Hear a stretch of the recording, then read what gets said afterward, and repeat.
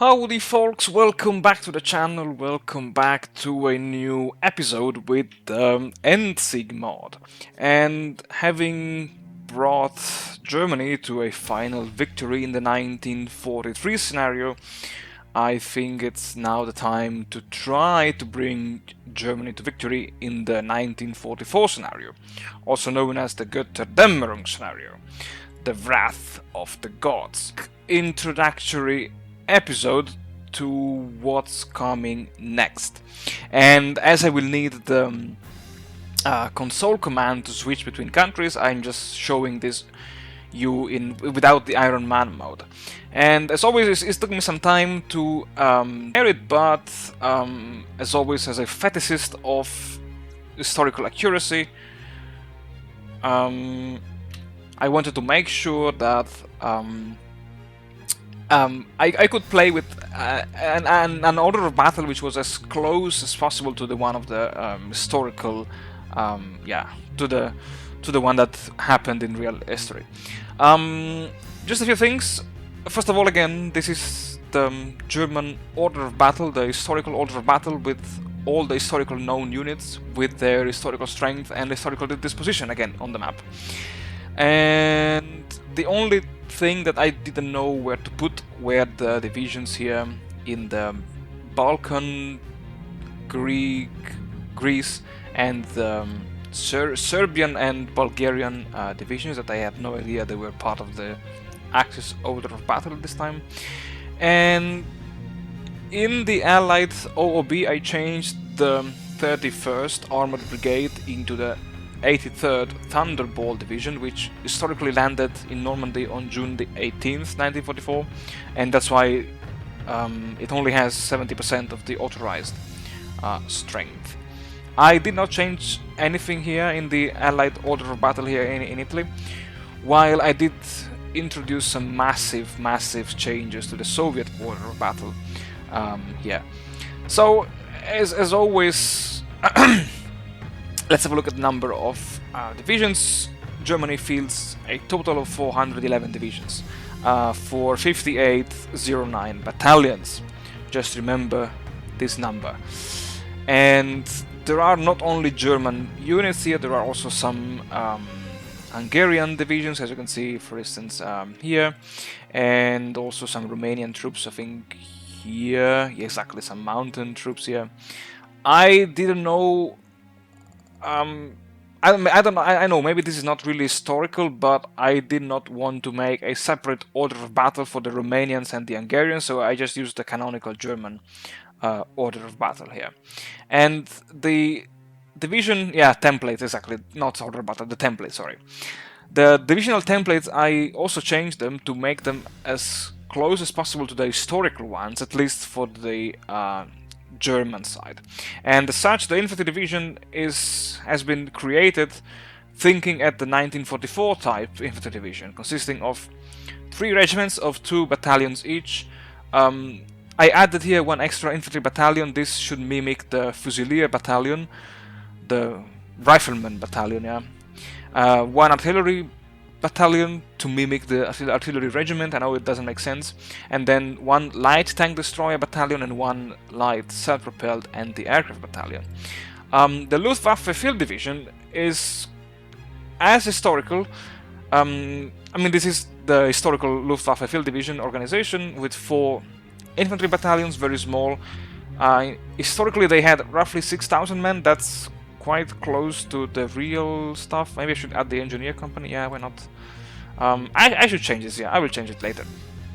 And yeah, the Volksgrenadier Division, I have to change it. Should be a low priority, and it doesn't have all the fancy hospital and engineer that the normal infantry divisions does have. The Panzer Grenadier Division has the medium tank destroyer, just like the 1943 division template. Nothing has changed in the Panzer divisions, or maybe I should put the mechanized troops here. Let's see if many things will change if I put the mechanized troops. Oh my goodness, look at those values going up. Maybe I will change into mechanized, yeah, why not? It will increase the supply consumption, yeah, but yeah. It will be fine. And the SS Regiment, 5 motorized battalions, just for the sake of having a 10 combat width, and the same is true for the Tiger Brigade, with 10 combat width.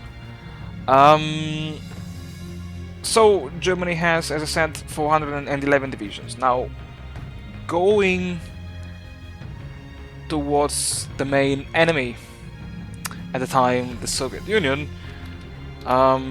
get ready, because I did something that it's really insane. It's really insane. If we have a look here, holy shit. So the Soviets actually have 649 divisions organized in nearly 12,000 battalions. So this is almost a 2-to-1 ratio in terms of battalions, and the main reason of this is because I added some new divisional templates for the Soviet order of battle. And these are, for instance, the Strelkovy Corpus, the Rifle Corps. And the Rifle Corps is nothing more than a 40 combat width full of infantry battalions. I did that because I was looking, I always based my 1944 order of battle using the game Gary Grigsby War in the East, and unfortunately in 1944 the Soviets reintroduced many rifle corps. Actually, they did already in 1943. And since in Gary Grigsby War in the East the order of battle consists of mainly rifle corps, I did a lot of efforts in manually researching which subunits were part of each rifle corps. And if I could not find a unit, then I was forced to introduce the rifle corps on the map. And this explains then why the Soviets do have these nearly 12,000 battalions deployed in the field. Other templates that are kind of interesting could be the Cavalry Corps with 15 cavalry battalions. The Tank Corps remained unchanged, just like the 1943 one. The only exception here being that there are now only exclusively medium tanks in the Tank Corps. And yeah, so yeah, I also gave the Soviets, I think, exactly the divisions of the Polish army, and as you can see here in Moscow and Kharkov, also some divisions with almost no strength, because those were kind of the divisions that were depleted during the offensive of early 1944. So let's quickly go back to the German side. And so the strategy for the 1944 scenario would be, first of all, to fall back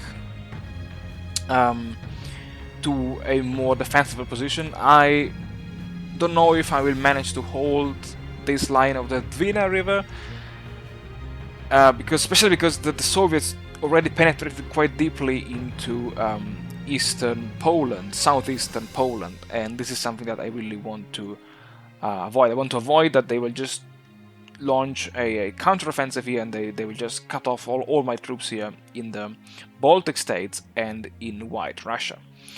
So the first goal will be to annihilate the Allied bridgehead here, then try to push the Allied out of Italy to retake control of the Italian land, and then focus my attention on the Eastern Front.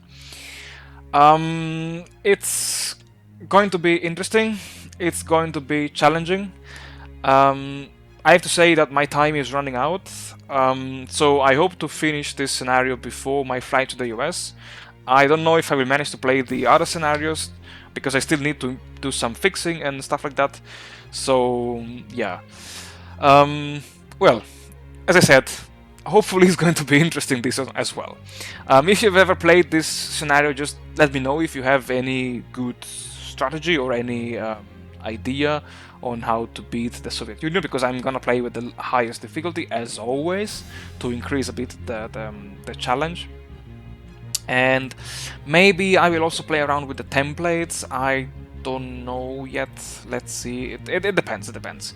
Oh, before leaving, I forgot. I also did some changes to the German technologies here because I found some mistakes in the coding of the infantry technologies, and to make it as close as possible to the real history, I gave Germany the modern support weapons 2 and 3, the MP43 as well as the Panzerschreck, which was already introduced by mid 1944.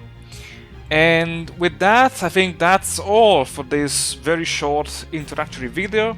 Yeah, I hope you will enjoy this scenario, and as always, take care and stay tuned for more.